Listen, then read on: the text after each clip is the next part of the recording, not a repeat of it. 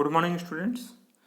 हाँ, तो हम चैप्टर तीसरे के अंदर पढ़ रहे थे, जिसके अंदर हमने उदारीकरण पढ़ लिया, निजीकरण पढ़ लिया और अब हम वैश्वीकरण पे चर्चा करेंगे।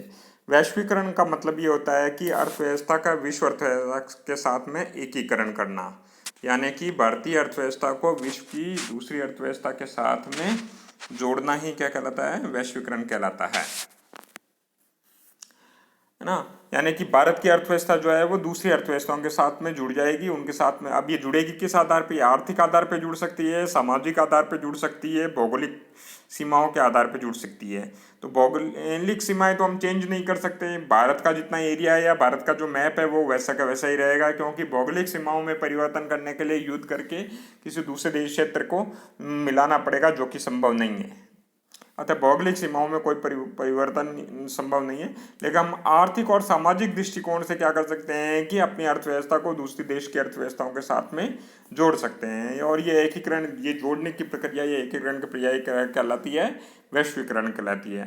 तो वैश्वीकरण को अगर हम लिखना हो तो वैश्वीकरण यह समग्र विश्व को एक बनाने या सीमा मुक्त विश्व की रचना करने का प्रयास है। मतलब इसमें क्या होता है कि सारा विश्व जो है वो कोई भी सीमाएं उसके बीच में नहीं रहती है। मतलब ये जो इंटरनेशनल बॉर्डर है उसका महत्व समाप्त हो जाता है। जैसे आज की तारीख में व्यापार कर रहे हैं हम, तो हमारा संपर्क एक देश से दूसरे देश के बीच में है, तो इंटरनेशनल बॉर्डर बीच में रुकावट पैदा नहीं करता। जैसे सेम यही देख लीजिए, ये वैश्वीकरण के ही कारण है या वैश्वीकरण का ही बहुत ही ज़्यादा प्रसार होने के कारण ही ये है कि अब इंटरनेशनल बॉर्डर जो है वो मतलब अवरोध रहित हो गए हैं। और ये हुआ है फ्लाइट के कारण, मीन्स ऑफ ट्रांसपोर्टेशन के कारण हुआ है। क्लियर? तो इसलिए क्या है कि अब आसानी से एक जगह से दूसरी जगह सामान को भेजा जा सकता है, व्यक्ति एक जगह से दूसरी जगह जा सकता है, ठीक है, सूचनाओं का प्रदान एक जगह से दूसरी जगह किया जा सकता है। तो उसके लिए व्यक्ति को क्या है, इन सारे काम को करने के लिए व्यक्ति को अंतर्राष्ट्रीय इंटरनेशनल बॉर्डर जो है वो क्रॉस करने की जरूरत नहीं है, पड़ रही है। तो यही वैश्वीकरण कहला रहा है। तो अब जो वैश्वीकरण का हो गया क्लियर। अब इसी के अंदर जो एक मोस्ट इंपॉर्टेंट पॉइंट आता है बाह्य प्रवणता, बहुत इंपॉर्टेंट पॉइंट है क्योंकि एग्जाम के दृष्टिकोण से, ठीक है। तो बाह्य प्रवणता का मतलब क्या होता है? बाह्य प्रवणता का मतलब होता है कि कोई बाहर की कंपनी या देश की कंपनी बाहर की कंपनियों से, जैसे भारत की कंपनी या भारत के लोग जो है अपना काम करवाने के लिए बाहर के देशों से काम करवाएं, तो उसे बाह्य प्रवणता कहेंगे। या दूसरे तरीके से अगर हम इसको सिंपल वे में ऐसा करें कि अमेरिका के लोग जो हैं वो भारत की कंपनी से या भारत के लोगों से काम करवाना चाहते हैं, तो इससे बाह्य प्रवणता का उदाहरण लिया जा सकता है। और ये काम कैसे पॉसिबल हो सकता है? ये काम पॉसिबल हो सकता है, देखिए, कंप्यूटर सेवा, कंप्यूटर के कारण, कंप्यूटर और इंटरनेट के कारण ये संभव है। और इसमें कौन कौन सी सेवाएं आ सकती है? इसमें सेवाएं आ सकती है कानूनी सलाह, मतलब कोई व्यक्ति वहाँ पे या कोई कंपनी वहाँ पे वकील हायर करना चाहती है, तो वकील जैसे रिलायंस इंडस्ट्रीज कंपनी है, वो अमेरिका में उसका एक ऑफिस है, तो वो चाहे तो वहाँ के अमेरिका के वकील को भी अपॉइंट कर सकती है और वो उसको सलाह दे सकता है। लेकिन अमेरिका का व्यक्ति या जो वकील है वो ज़्यादा पैसे लेगा, जबकि भारत का जो वकील है वो क्या करेगा, उसी कार्य को करने के लिए कम पैसे लेगा, क्योंकि भारत की जो मुद्रा है उसका मूल्य कम है इसलिए। और दूसरा, भारत के यहाँ पे मजदूरी कम है, जबकि अमेरिका के अंदर मजदूरी, वही मजदूरी ज़्यादा पड़ेगी, क्योंकि वहाँ पे मुद्रा है जो डॉलर में देनी पे करनी पड़ेगी। इसलिए क्या होगा कि वो कंपनी क्या करेगी, भारत से काम, वकील से काम करवाना चाहेगी। और सलाह जो है आजकल वो जो मीन्स ऑफ ट्रांसपोर्ट कम्युनिकेशन है उनकी सहायता से आसानी से दी जा सकती है।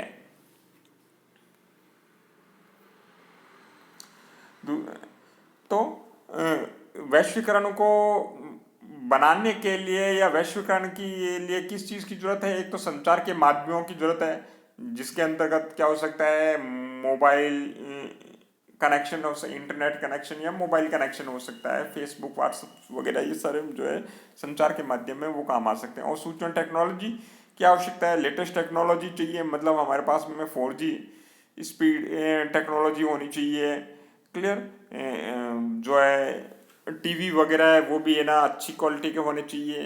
तो ये सारी चीज़ें इसमें आ जाती है। तो कुल मिलाकर के क्या है कि अगर नेट और मतलब कि सॉफ्टवेयर के अंतर्गत देखें तो इंटरनेट स्पीड, और हार्डवेयर के अंदर हम देखें तो इंस्ट्रूमेंट्स जो कि टेक्नोलॉजी रिलेटेड है, ये इन चीज़ों की आवश्यकता होगी। अगर ये चीज़ संभव है तो हम ग्लोबलाइजेशन कर सकते हैं। या बाह्य प्रवणता है जो मतलब कि संभव है, इसके अंदर हम सेवाओं को एक देश से दूसरे देश में भेज सकते हैं, या एक देश जो है वो दूसरे देश के व्यक्तियों से या कंपनी से सेवाएं प्राप्त कर सकता है। आजकल ये सेवाएं देना और ज़्यादा सरल हो गया है, क्योंकि अब हम पहले केवल है ना फ़ोन मतलब केवल ध्वनि ध्वनि पर भेजी जा सकती थी, लेकिन आज की तुलना में आज हम क्या कर सकते हैं, मतलब कि ध्वनि और पिक्चर दोनों एक साथ भेज सकते हैं। Means video, we can share the video भेजा जा सकता है। इसलिए सरल कार्य हो गया है। ठीक है। अब चाहे तो हम चिकित्सक परामर्श मतलब यानी कि क्या हो सकता है, डॉक्टर का परामर्श लेना हो तो वो भी ले सकते हैं, क्योंकि वहाँ पर अभी इसी के अंतर्गत आ रहा है कि मतलब इंडिया के जो डॉक्टर्स हैं उनकी सेवाएं ले रहे हैं विदेशी लोग। कारण ये है कि वहाँ के डॉक्टर है जो बहुत ज़्यादा फीस लेते हैं, और वहाँ के जो डॉक्टर्स हैं अच्छे डॉक्टर्स हैं उनके वहाँ पे ना कई कई दिनों तक नंबर लगाना पड़ता है, तब जा कर के नंबर आता है। जबकि वही काम जो है इंडिया के अंदर के डॉक्टर्स जो हैं वो ऑनलाइन काम कर सकते हैं, सेम प्रिस्क्रिप्शन वो भी लिख सकते हैं, और ऐसा करने से उनको क्या है कि कम समय में ही अच्छी राहत मिल जाती है। तो इसलिए चिकित्सा सुविधाएं या परामर्श जो है वो भी है बाह्य प्रपन्नता का एक उदाहरण बना हुआ है। तो इस प्रकार से ये सारी चीज़ें और संभव है। तो अधिकांशतः ये ऐसा काम कौन करते हैं, बहुराष्ट्रीय कंपनियां, बड़ी बड़ी कंपनियां हैं वो करवाती है, भारत से ये सेवाएं प्राप्त करती है, क्योंकि भारत के अंदर जो है मजदूरी की दर कम है। यहाँ के कम मजदूरी पे लोग काम करने को तैयार हो जाते हैं, ज़्यादा देर तक कार्य करने को तैयार रहते हैं। ठीक है। तो कार्य कम लागत पे हो जाता है और उचित रूप से निष्पादित होता है। मतलब उचित रूप से मतलब कि सही तरीके से निष्पादित हो जाता है। ठीक है। अमेरिका के अंदर जो है बिजी लोग होंगे या जो पॉपुलर लोग होंगे या जो वो तो ज़्यादा पैसे लेंगे, और है ना जो पॉपुलर नहीं है वो कार्य ढंग से नहीं कर पाएंगे जो फ्री बैठे हुए हैं। तो उसके बजाय इंडिया के पॉपुलर लोग या जो इंडिया के जो इफिशिएंट लोग हैं उन लोगों से ये काम करवाया जाए तो उनके लिए सस्ता भी पड़ता है और वर्क की इफिशियंसी भी बढ़ जाती है। इसलिए जो है बाह्य प्रपणता जो है जिसको आउटसोर्सिंग कहते हैं वो बहुत ही ज़्यादा इम्पोर्टेंट हो गया है आज की तारीख में। और इसके अंदर जो है विकासशील देश या जो भारत जैसे देश हैं वो अच्छी भूमिका निभा पा रहे हैं, क्योंकि इनके यहाँ पे मजदूरी की दर कम है।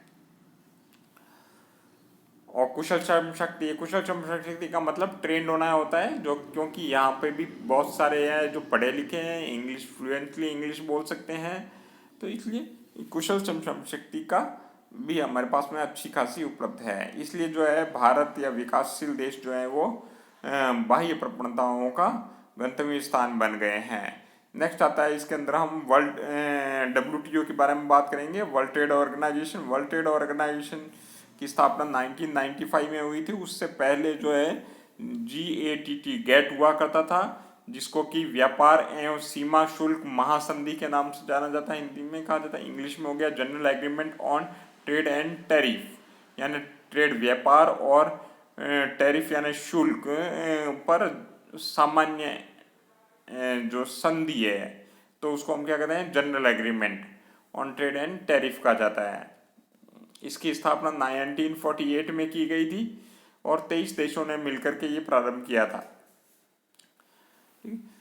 तो एक्चुअल में महासंधि क्यों हुई थी, क्योंकि सेकेंड वर्ल्ड वॉर के पश्चात जो है सभी देशों ने अपनी अपनी सीमाएं बांध दी थी, और है ना व्यापार जो है एकदम ठप पड़ गया था। जैसे अभी कोरोना वायरस के कारण भी व्यापार एकदम से ठप पड़े हुए हैं, सेम यही स्थिति उस समय भी थी, ऐसी स्थिति थी। तो उसके बाद में लेकिन उसमें ये था कि प्रोडक्शन हो रहा था। सेकेंड वर्ल्ड वॉर के बाद में क्या हुआ, जो कंपनियां पहले गोला बारूद बना रही थी वो गोला बारूद से फ्री हो गई, और अब है ना उनके पास में कोई काम नहीं था। इसलिए उन कंपनियों ने क्या किया है कि दूसरा प्रोडक्शन करना शुरू कर दिया, यानी कपड़े का उत्पादन शुरू कर दिया या कोई और दूसरे आइटम बनाने शुरू कर दिया।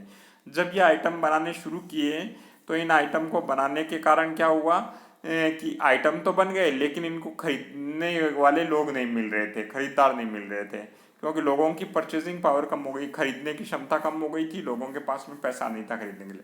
तो इसलिए क्या क्या करने लगे कि ये कंपनियां जो है दूसरे देशों में अपना माल बेचने को लिए तैयार हुई, लेकिन दूसरे देश ये चाहते थे कि दूसरे देशों का माल नहीं लेकर के वो अपने खुद के देश में बना हुआ माल ही खरीदे। तो सभी लोग अगर प्रतिबंध, आयातों पे प्रतिबंध लगा देंगे तो किसी भी देश का माल नहीं बिकेगा।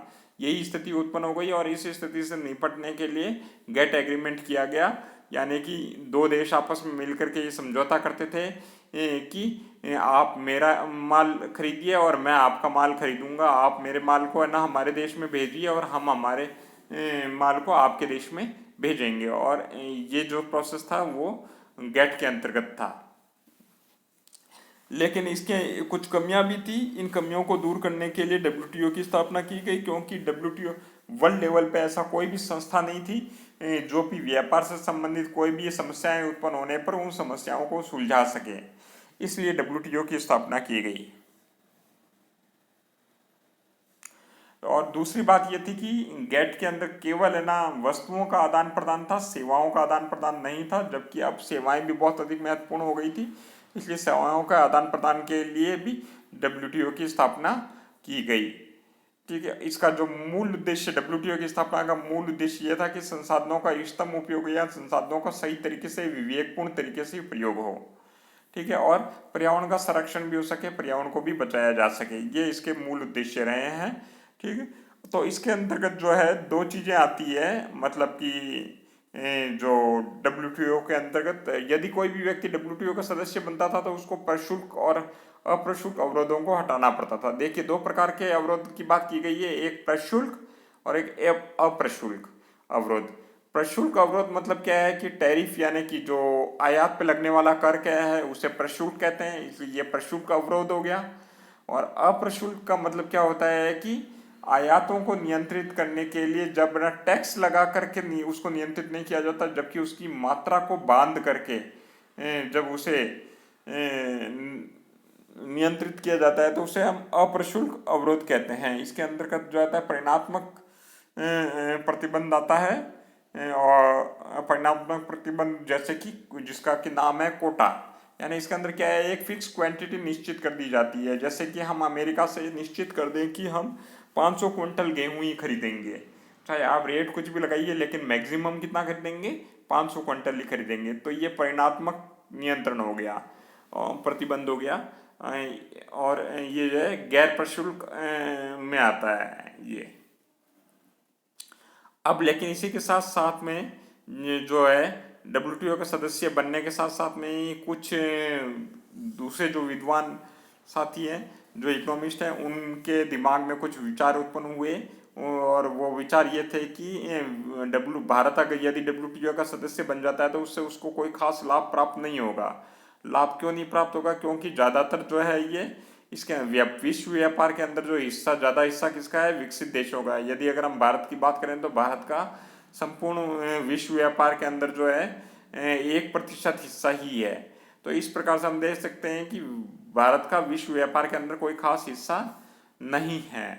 ठीक है, और दूसरी ओर जो विकसित देश हैं जो कि अपने यहाँ पे कृषि को सहायकी देते हैं, कृषि सहायकी मतलब हमारे देश में क्या किया जाता है, कृषि को उत्पादन को बढ़ाने के लिए हम कृषि में सब्सिडी देते हैं। आपने देखा होगा जो केसीसी किसान क्रेडिट कार्ड है उसके अंदर ब्याज की दर बहुत कम होती है।